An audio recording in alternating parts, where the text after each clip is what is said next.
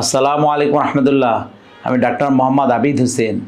আমার লিখিত যে বইটা নবী মোর পরশমণি, এর যে ধারাবাহিক বর্ণনা চলতেছিল, আজকের পর্বে যে নবীজি সাল্লাল্লাহু আলাইহি ওয়াসাল্লাম যে ব্যবসায়ী ছিলেন এবং ব্যবসার সুবাদে খাদিজা রাদিয়াল্লাহু আনহার সাথে ওনার পরিচয় হয় এবং ওনাদের পরিণয় ঘটে এবং ওনাদের বিবাহ হয়, এর কিছুটা অংশ ইনশাল্লাহ বর্ণনা করব। তো নবীজি সাল্লাল্লাহু আলাইহি ওয়াসাল্লাম ওনার বয়স যখন 25-এ পৌঁছালো, তখন ওনার সুখ্যাতি চারিদিকে ছড়িয়ে পড়লো। বিভিন্ন সামাজিক কর্মকাণ্ড এবং বিভিন্ন জায়গায় অংশগ্রহণের মাধ্যমে ওনার সততা, ন্যায়নিষ্ঠতা এবং ওনার সহনশীলতা, এগুলোর কথা সারা আরবে ছড়িয়ে পড়লো এবং ওনার বিচক্ষণতা সবাই বুঝতে পারলো। এর মধ্যে দিয়ে যখন খাদিজা রাদিয়াল্লাহু আনহার একজন লোকের প্রয়োজন হলো, খাদিজা রাদিয়াল্লাহু আনহা অত্যন্ত বিদুষী মহিলা ছিলেন এবং উনি অত্যন্ত ধনাঢ্য ব্যক্তি ছিলেন, অত্যন্ত রূপবতী ছিলেন এবং নবীজি সাল্লাল্লাহু আলাইহি ওয়াসাল্লামের ঊর্ধ্বতন পঞ্চম পুরুষ এবং খাদিজা রাদিয়াল্লাহু আনহার ঊর্ধ্বতন পঞ্চম পুরুষ এক ব্যক্তি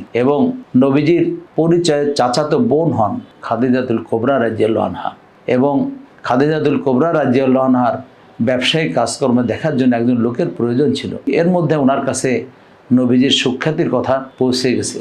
তো উনি নবীজিকে ডেকে উনি ওনার ব্যবসার দায়িত্ব নেওয়ার জন্য বললেন। উনি বললেন যে আমার চাচার সাথে আমি আলাপ করে আমি জানাইব।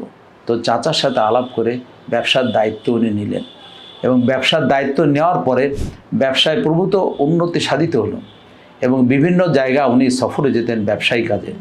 একবার সিরিয়ার দামেস্কে উনি গেলেন এবং দামেস্কে যাওয়ার পথে যে একটা জায়গায় একটা গির্জার পাশে তাঁবু ফেললেন এবং সেখানে তাঁবু ফেলার পরে উনি ওনার কাফেলা থেকে একটু আলাদা হয়েছেন। এর মধ্যে নাস্তুরা নামে এক পাদ্রী, উনি ঘর থেকে একটা কিতাব নিয়ে আসেন এবং এসে একবার নবীজির দিকে দেখেন আর একবার কিতাবের দিকে তাকান, বারবার এরকম মিলাইতে থাকেন। খাদিজা রাদিয়াল্লাহু আনহা উনি নবীজির সাথে ওনার একজন খাদেম দিয়ে দিয়েছিলেন এবং ওনার একজন আত্মীয় দিয়ে দিয়েছিলেন। তো তারা এগুলো দেখলো যে কি ব্যাপার, এরকম আশ্চর্যজনক ঘটনা। তো তখন তারা কাফেলার অন্য অন্য লোকদের ডাক দিল। তো মাইসারা নাম ছিল নবীজিকে যে খাদেম দিয়ে দিয়েছিলেন হযরত খাদিজাতুল কুবরা রাদিয়াল্লাহু আনহা। তো উনি চিৎকার করে ডাক দিলে তো সমস্ত লোক নিকটবর্তী হলো আর নাস্তুরাইডে দেখে পিছিয়ে পালিয়ে চলে গেল এবং ছাদের উপরে চলে গেল, যে বলল তোমাদের কোনো ভয় নাই, আমি তোমাদের মধ্যে এই ব্যক্তিকে দেখতে পাচ্ছি যে আখিরি জামানার নবী যিনি আসবেন দুনিয়াতে, তার সাথে সমস্ত তার অবয়ব সমস্ত কিছু আমাদের কিতাবের সাথে মিলে গেছে এবং তার চেহারা এবং সে কেমন হবে সমস্ত কিছু আমার কিতাবের সাথে মিলে গেছে যে উনি আখিরি জামানার নবী হবেন। তো এই কথা বলার পরে সবাই একটু সন্তুষ্ট হলো এবং আশ্বস্ত হলো। তো হুজুর সাল্লাল্লাহু আলাইহি ওয়াসাল্লাম এরকম বহু কাফেলা নিয়ে উনি বিভিন্ন জায়গা উনি এরকম সফরে গিয়েছিলেন এবং ব্যবসায়ী কাজে হুজুর সাল্লাল্লাহু আলাইহি ওয়াসাল্লাম সমস্ত মালপত্র নিয়ে ইয়েমেনে গেছেন, বাহরাইনে গেছেন, প্রতিবেশী সমস্ত রাষ্ট্রগুলোতে উনি সফর করেছেন। প্রত্যেকটা সফরেই অত্যন্ত মুনাফা অর্জন করেছেন এবং উনি যে বিশ্বস্ত ব্যক্তি, সত্যবাদী, এটা আরও বেশি প্রতীয়মান হয়েছে এবং সবাই ওনাকে আলামিন উপাধিতে ভূষিত করেছিল।